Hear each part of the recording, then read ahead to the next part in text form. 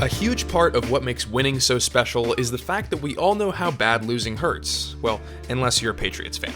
But rooting for a team that rises up to dominance after spending years or decades in the basement is why we spend so much time arguing for and getting our hearts broken by teams we have never and will never play for. But because there's so much that goes into making a team great, some just can't get all of the pieces together and have to keep starting over and rebuilding so many times that it's complete torture to fans who dedicate their lives to the hope that one day their team will make it to the big game. But among the masochists out there, who is the best at being disappointed?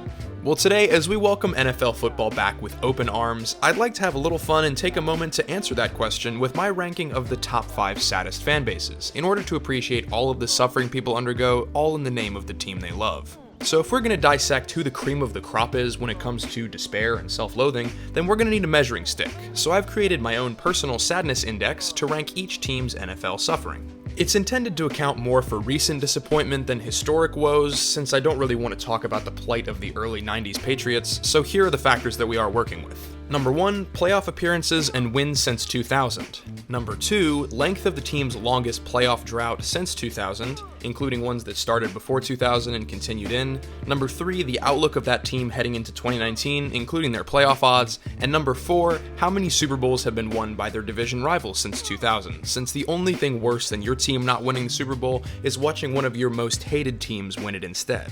I'm capping things off at the year 2000 so that things aren't too skewed by dynasties of the past that are now distant memories as we close in on being 2 decades away from the turn of the century. There's obviously a lot of other factors that contribute to fans' hopelessness, but this will give us both some nice square numbers and the ability to assess the present moment for each team so that we can semi-accurately understand why a particular franchise is a major source of pain. So before we get into the top 5, let's take a look at some honorable mentions. Now you might expect the Browns to be on this list, but they are finally starting to see the light at what was seemingly an endless tunnel of sadness. Now they've got very little success to show for in the past 20 years, as I'm sure you're aware of. You are a factory of sadness! But with their new franchise quarterback and loaded roster setting them up with the 11th best Super Bowl odds, they have been removed from contention for the time being. If me saying this causes them to go 3-13, just consider this my apology in advance, guys. I am also controversially placing the Jets outside of the top 5 because for as generally sad as Jets fans are, you guys did have a decent little run there with Mark Sanchez making it to back-to-back AFC Championship games, and things are starting to look up with the franchise in the hands of Sam Darnold and a promising young defense. So to kick off our top 5, rounding it off we have the Miami Dolphins, who are likely in for another rough year in 2019. The Dolphins have to settle for thinking back to the glory of their last Super Bowl 45 years ago because they haven't won a playoff game in the last 18 years and have gone from cementing themselves in mediocrity with Ryan Tannehill to blowing absolutely everything up and going full rebuild with a new coaching staff and a heap of draft capital. Their decision to tank in 2019 was made clear by the trading of their franchise tackle, Laramie Tunsil, who would probably be one of the only players you'd want to keep around in a rebuild, but I digress. Whenever Fitzmagic morphs into Fitztragic in the middle of a game and Josh Rosen is thrown straight into the fire, we'll see if he can prove that he can lead the franchise into a new day, but it's unfortunate the organization has already seemed to give up on him. So Dolphins fans, brighter days are hopefully ahead, but at the very least, you did just dodge being hit by a Category 5 hurricane, so you kinda have to take the wins where you can find them.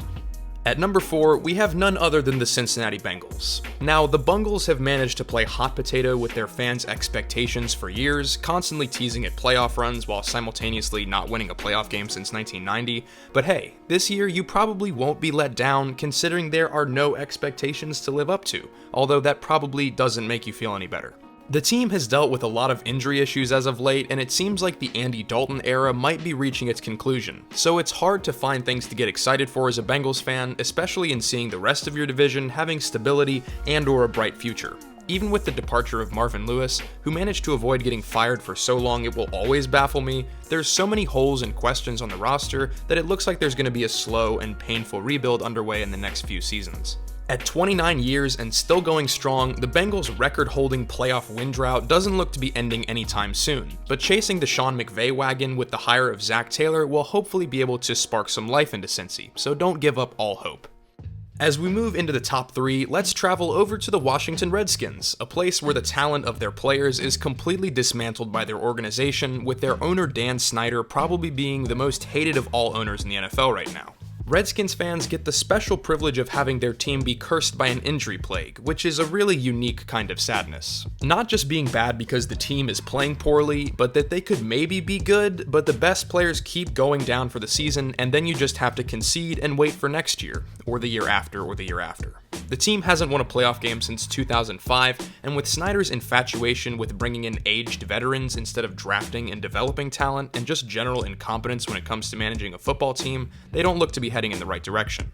Having to try and defend themselves in the smack-talking NFC East, they're also 4-12 against divisional opponents in the past 3 years, and recently got to watch the Eagles win a Super Bowl in 2017, so that's always fun. Washington's suffering isn't just a passing thing though, unfortunately. It's a systemic incompetence that reaches all the way to the top, and it doesn't look to be changing anytime soon. But here's to the hope that the talent of Dwayne Haskins can make some magic happen for them though, because a really great quarterback can make all the difference. At number 2, we have the Detroit Lions, a favorite punching bag for their incredible Super Bowl drought as the only team to have existed at the start of the Super Bowl era and still never appear in the big game. They've teetered back and forth between god-awful and just good enough to underwhelm, which is essentially choosing between hell and purgatory. Matthew Stafford is a better quarterback than a lot of people want to give him credit for, but it's easy to see why so many people hold a negative opinion since the Lions have yet to win a playoff game after drafting him at number 1 overall in 2009. Though he has broken a 12-year playoff drought with his 3 appearances in 10 seasons as Detroit's quarterback. They've also gotten to see what greatness looks like every once in a while with generational players like Barry Sanders and Calvin Johnson, but they simultaneously get to feel guilty about wasting both of their careers since they weren't able to get more than 1 total playoff win in the last 60 years even with those game records. The reason they aren't number 1 though is that there's certainly reason to be hopeful in Detroit, with a strong roster and coaching staff hoping to take a step up in the brutally tough NFC North. So maybe, just maybe, there will be a playoff victory in the cards over these next few years. Just keep your expectations level, because after all, we're still talking about the Detroit Lions. We have now made it to the number 1 spot, so put your bets in on who it's going to be. You have about 2 seconds, it's the Buffalo Bills. Now, I did just make a video talking about how underrated the Bills are in 2019, but it is impossible to ignore the fact that this team has been bad for such a long time, they're considered the football version of a Siberian gulag. It's freezing, it's bleak, and it is a great way to break a person's spirit. Not only do the Bills have to live with the fact that they haven't won a playoff game since 1995, but they've also gotten to watch their hated rivals in the Patriots winning the Super Bowl over and over again with a quarterback who's helped secure a 17-year playoff drought that was only recently broken in a fluky situation. If Josh Allen is the answer for the Bills, this team has most of the pieces needed to maybe make a playoff run, but that if is bigger than the state of New York in its entirety at this point. I've always had a soft spot for Buffalo though, since I'm a sucker for defense and underdogs, so I'm hoping just as much as anyone that you can be the Luke Skywalker to the Emperor living down in Foxborough. So there you have it, the 5 saddest fan bases according to my very scientific and 100% accurate opinion. There are a bunch of other cases to be made obviously, so go ahead and drop another one down in the comments, but I'll leave you with this thought. A wise man once said, "The greatest test of courage is to bear defeat without losing heart." So keep that in your mind the next time you want to throw your TV remote through your window on Sunday.